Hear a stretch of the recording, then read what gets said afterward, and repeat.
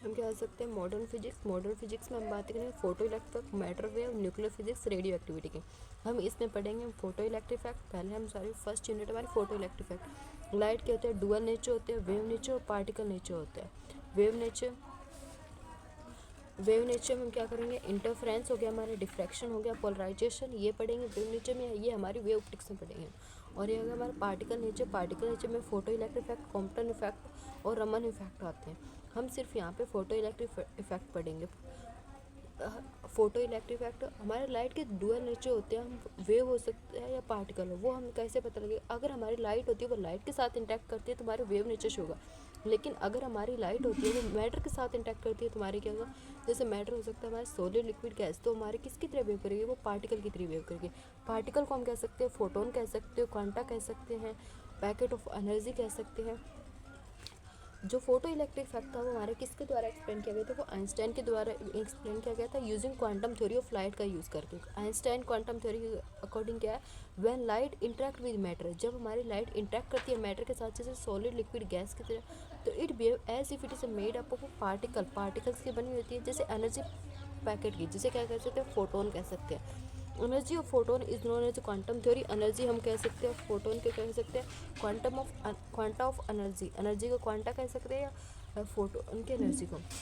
अब हम कह सकते हैं एनर्जी ऑफ फोटोन क्या होता है, ई डायरेक्टली प्रोपोर्शनल न्यू होता है। ये क्या कर energy of photon frequency, new क्या फ्रिक्वेंसी ऑफ फोटोन, ये हमारी फ्रिक्वेंसी है फोटोन की, और ये हमारी क्या एनर्जी है। जब हम प्रोपोर्शनलिटी का साइन हटाते थे कॉन्स्टेंट आता है, वो क्या हमारा यहाँ पे एच होगा, जिसे हम कहेंगे प्लांक कॉन्स्टेंट कहेंगे। इसकी वैल्यू होती है 6.63 इंटू 10⁻⁻34 जूल सेकेंड। अगर हम प्रोपोर्शनलिटी का कॉन्स्टेंट हटाते हैं, प्रोपोर्शनलिटी के साइन हटाते हैं तो एक कॉन्स्टेंट आता है, वो क्या होता है, जिन दोनों के बीच पे आ रहा है उन दोनों पे वो डिपेंड नहीं करेगा। जो हमारा एच है वो ना प्लांक कॉन्स्टेंट, वो ना ही हमारी फ्रिक्वेंसी पे डिपेंड करेगा, ना ही हमारी एनर्जी पे डिपेंड करेगा। हम एच को अब हम जानते हैं कि स्पीड होती है वो क्या होती है, डिस्टेंस बाय टाइम होता है। 1/टाइम को लिख सकते हैं, हम फ्रिक्वेंसी लिख सकते हैं, that is equal to D into frequency. और डी को हम कह सकते हैं, डी हमारी क्या होगा, वेवलेंथ ऑफ लाइट लैम्डा, तो लैम्डा इंटू न्यू हो गया। और एस को क्या लिख सकते हैं, C, speed of light, speed of light speed of light. अब हम क्या, स्पीड ऑफ लाइट लैम्डा हो गया, तो न्यू को लिख सकते हैं, सी बाय लैम्डा लिख सकते हैं न्यू को। तो हम यहाँ पे ये वैल्यू पुट कर सकते हैं, E equal to H nu था, वहाँ पे हम न्यू किस करके लिख सकते हैं, सी बाय लैम्डा लिख सकते हैं। तो एनर्जी हो गई एच सी बाय लैम्डा। हमारी सी की वैल्यू होगी 3 इंटू 10⁻8 मीटर पर सेकेंड। स्पीड ऑफ लाइट होती है वैक्यूम में, एच प्लांक कांस्टेंट की वैल्यू हमने बता दी 6.63 जूल सेकेंड। एच सी की मल्टीप्लाई होती है हमारी 2 इंटू 10⁻25। ये हमारा आसानी से क्वेश्चन सोल्व हो जाए जल्दी, इसलिए हम ले सकते हैं 2 इंटू 10⁻25। और 1/एच सी की हम कर सकते हैं, क्योंकि 1/एच सी की मल्टीप्लाई है हमारी क्या 2 इंटू 10⁻25, और 1/एच सी करना तो हमारा क्या हो जाए, वैल्यू करें सोल्व करें 5 इंटू 10⁻24 हो जाएगा। अब हम क्या कर सकते हैं, अगर हमारे एक तो एनर्जी होती है हमारी जूल में होगी एनर्जी, या हम कह सकते हैं इलेक्ट्रॉन वोल्ट में आएगी। जूल में आएगी तो हमारा क्या एच सी बाय लेमडा, हम सभी की वैल्यू पुट करेंगे, और लेमडा हमारा क्या होगा, मीटर में आएगा, ये मीटर पर सेकंड है, जूल सेकंड में आएगा, तो हमारी जूल में एनर्जी आ जाएगी। इलेक्ट्रॉन वोल्ट में हम क्या करेंगे, एक फॉर्मूला है 4 लेमडा इन एंगस्ट्रम में, एंगस्ट्रम में लेमडा रखो तो हमारी इलेक्ट्रॉन वोल्ट में हमारी एनर्जी आ जाएगी, अगर हमें लेमडा दे रखा है। और अगर हमें दे रखा हो फ्रिक्वेंसी दे रखी हो, देखिए 4.1 इंटू 10⁻15 इंटू हमारी फ्रिक्वेंसी ये आ जाएगी हमारे इलेक्ट्रॉन वोल्ट में एनर्जी, ये हर्ज में होगी हमारी फ्रिक्वेंसी। देखिए अब ये हो गया हमारा अकॉर्डिंग टू प्लांक्स के अकॉर्डिंग हमारे क्या था, ई डायरेक्टली प्रोपोर्शनल फ्रिक्वेंसी होगा, तो हटेगा हमारा प्लांक कांस्टेंट आएगा, Planck constant value 6.63 into 10⁻34 joule second. अगर आगे हम बात करते हैं, ये हो गया, इसको हमने सॉल्व किया, हमने ये देख लिया, energy of photon in joule हो गई, frequency of light in hertz होगी, wavelength of light in metre, speed of light in vacuum होगी 3 इंटू 10⁻8 मीटर पर सेकेंड। अब हम क्या करें, यूनिट कन्वर्जन देख लेते हैं कि 1 नैनोमीटर होता है ना, वो किसके इक्वल टू 10⁻9 मीटर के होता है। अगर नैनोमीटर को हमने एंगस्ट्रम में कन्वर्ट करा तो 10 से मल्टीप्लाई करना है, 10 एंगस्ट्रम लिख सकते हैं इक्वल टू 10⁻1 नैनोमीटर होता है। वैसे में अगर हम सोल्व करके देखना चाहें तो 1 नैनोमीटर है इक्वल टू, अगर हम 10 एंगस्ट्रम हो अगर सोल्व करो तो इसको क्या लिख सकते हैं, 10⁻9 मीटर लिख सकते हैं 1 नैनोमीटर को, और एंगस्ट्रम को लिख सकते हैं 10⁻10 मीटर। तो ये कितना होगा 10⁻⁹ मीटर, तो ये इक्वल हो गया वैल्यू। तो हम यहाँ पे याद करेंगे 1 नैनोमीटर होता है वो हमारे 10⁻⁹ मीटर के इक्वल होता है। 1 एंगस्ट्रम होता है वो हमारा 10⁻⁻ मीटर के इक्वल होता है। 1 फर्मी होता है वो 10⁻15 मीटर के इक्वल होता है। 1 पिकोमीटर होता है वो हमारा 10⁻12 मीटर के इक्वल होता है। माइक्रो होता है वो हमारा किसके इक्वल 10⁻6 मीटर के इक्वल। और मिली होता है वो हमारे किसके इक्वल होता है 10⁻3 मीटर। ये हो गया। अगर आगे हमारा क्वेश्चन है, आगे हमारा क्वेश्चन क्या कह रहा है कि ये क्वेश्चन है कि calculate the energy of photon, photon की एनर्जी निकालिए ऑफ लाइट, लाइट की रेडिएशन हैविंग लैम्डा दे रखा है जिसका हमारा क्या दे रखा है 400 नैनोमीटर। 400 नैनोमीटर इलेक्ट्रॉन वोल्ट और जूल में हमारी एनर्जी निकालें। तो एनर्जी हम कैसे निकाल सकते हैं इज इक्वल टू, अगर हमें इलेक्ट्रॉन वोल्ट में निकाला तो हमारे फॉर्मूला था अभी हमारे पास ये एंगस्ट्रम, इलेक्ट्रॉन वोल्ट में हमारी एनर्जी देगा, हमें एंगस्ट्रम में रखना है तो नैनोमीटर में, तो ये हम क्या करते हैं इसको 10 से मल्टीप्लाई किया तो ये हमारा एंगस्ट्रम में आ गया। अब हम इसको ये दोनों कैंसिल हो गए और इसको कट करेंगे 3.1 इलेक्ट्रॉन वोल्ट आ गया। और 1 इलेक्ट्रॉन वोल्ट होता है 1.6 × 10⁻19 जूल होता है। तो अगर हमें जूल में कन्वर्ट करना है तो हम इसको इलेक्ट्रॉन वोल्ट को किस में मल्टीप्लाई करना है 1.6 × 10⁻19, तो हमारा आंसर किस में आ जाएगा जूल में आ जाएगा। अब ये देखो हमारा आंसर आ गया, ये हमने सोल्व किया, मैंने इलेक्ट्रिक से सोल्व किया था, इसकी वैल्यू पुट करके भी आप कर सकते हो। अब आगे हमारा क्वेश्चन है, अब आगे हमारा calculate the energy of photon, photon की एनर्जी कैलकुलेट करनी है of light radiation having frequency हमारे दे रखी है 4 हर्ट्ज, 4 हर्ट्ज दे रखी है। इलेक्ट्रॉन वोल्ट और जूल में हमें एनर्जी निकालनी है।